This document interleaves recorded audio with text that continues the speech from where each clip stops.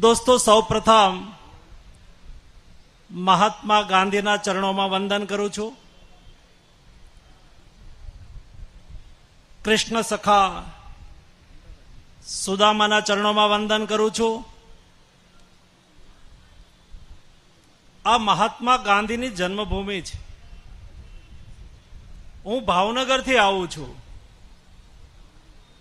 भावनगरनी अंदर महात्मा गांधीना विचार आधारित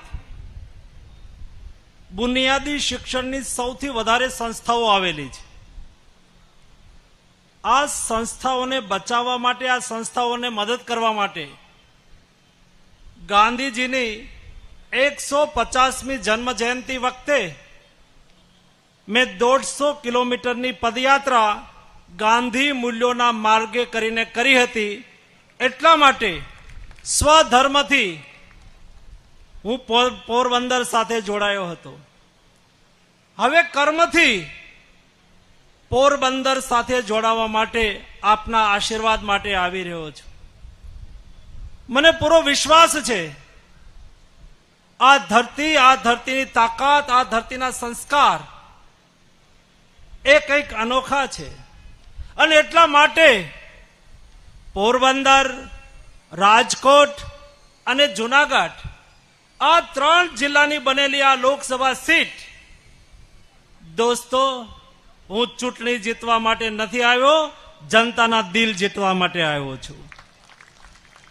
लोकशाहीनी अंदर जनताना दिल जीतवा ए बहु आवश्यक होता होय छे। अने मोदीजीए देशनी 140 करोड़नी जनताने मारो परिवार कहीने जनताना दिल जीत्या छे। ए अमे प्रवासमां ज्यारे जई रह्या छीए त्यारे जनतानो जे उमळको छे, जनतानो जे उत्साह छे एना आधारे अमे अनुभवी रह्या छीए। अने एटला माटे ज मोदीजीए कह्युं के मारी दृष्टिए आ 4 जातिनो विकास એટલે રાષ્ટ્રનો વિકાસ। આ 4 જાતિ એટલે કોણ? મોદીજીએ કહ્યું કે ગરીબ એક જાતિ છે, મહિલા એક જાતિ છે, કિસાન એક જાતિ છે અને યુવાન એક જાતિ છે। આ 4 જાતિના વિકાસ માટે નરેન્દ્રભાઈ પાછલા 10 વર્ષોથી અથાગ પ્રયાસ કર્યો છે। અને પ્રયાસનું પરિણામ હું જ્યારે ગામડાની અંદર પ્રવાસ કરી રહ્યો હતો, શહેરની અંદર પ્રવાસ કરી રહ્યો હતો, મારી સામે આ 4 વર્ગના લોકો પ્લેકાર્ડ લઈને ઉભા રહેતા હતા, કહેતા હતા કે અમે કિસાન સન્માનના લાભાર્થી છીએ, અમે મોદીજીની સાથે છીએ, અમે તમને સમર્થન કરીએ છીએ।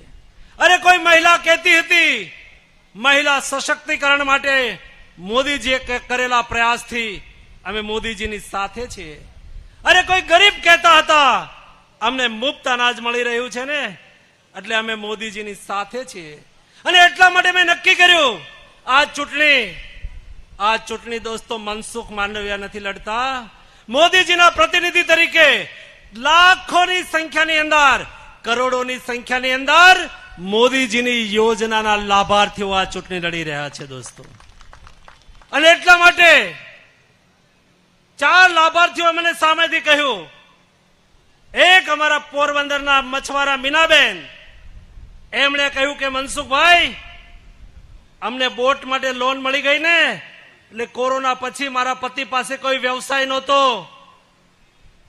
અમે ફરીને માછીમારી ચાલુ કરી દીધી છે।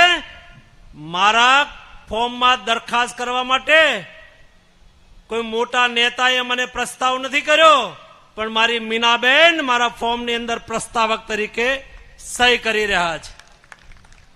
મારા ફોર્મની અંદર અમારી એક ગોંડલની બહેન નૈનાબેન, હું એમના ઘરે ભોજન માટે ગયો હતો। એક નાના એવા મજૂર પરિવાર હું ભોજન માટે ગયો ત્યારે મને કહ્યું કે મનસુખભાઈ અમને અમારું ઘરનું ઘર મળી ગયું, અમે કલ્પના નહોતી કરી કે અમને ક્યારે અમારું પોતાનું ઘર મળશે। હું તમારા ફોર્મમાં દરખાસ્ત કરી શકું? નૈનાબેન મારા ફોર્મની અંદર દરખાસ્ત કરનાર મારા સાથી છે, મારા ફોર્મની અંદર ઉમેદવાર તરીકે પ્રસ્તાવ કરી રહ્યા છે। અને અમારા જેઠા બાપા એક વખત બોડીયું લઈને ઉભા હતા મારા પ્રવાસ દરમિયાન, જેઠા બાપાએ કહ્યું, હું નાનો ખેડૂત છું, પણ કિસાન સન્માન નિધિ ટાઈમે અમને ખાતર મળે છે અને 0% મોદીજી અમને પાક ધિરાણ આપે છે. એટલા માટે મારે પણ તમે ઉમેદવાર થયા છો ને, તમારી દરખાસ્ત કરવી છે. અમારા જેઠા બાપા મારા પ્રસ્તાવક છે દોસ્તો. અને ચોથી જાતિમાંથી પ્રતિનિધિત્વ કરી રહ્યો છે અમારો યુવાન યશ. અહીં કંઈક બેઠો હશે, ઉભો છે. અમારો યશ યુવાન છે. એમણે કહ્યું કે હું ડોક્ટર બન્યો છું, મારા પરિવાર પાસે પૈસા નહોતા, મેં મોદીજી પાસે બેંક પાસે લોન માંગી, મને મારા ભણવા માટે લોન મળી ગઈ, મને ડિગ્રી મળી ગઈ. હું પણ પ્રસ્તાવ કરવા માંગુ છું દોસ્તો. મારા 4 ફોર્મના 4 સેટની અંદર મારા પ્રસ્તાવકો મોદીજીના પ્રતિનિધિ છે. હું ભાગ્યશાળી છું. મોદીજીના પ્રતિનિધિઓ, લાભાર્થીઓ મારા નામાંકનની અંદર પ્રસ્તાવ કરી રહ્યા છે. દોસ્તો, દેશ બદલી રહ્યો છે, દેશ આગળ વધી રહ્યો છે, નવા ભારતનું નિર્માણ થઈ રહ્યું છે.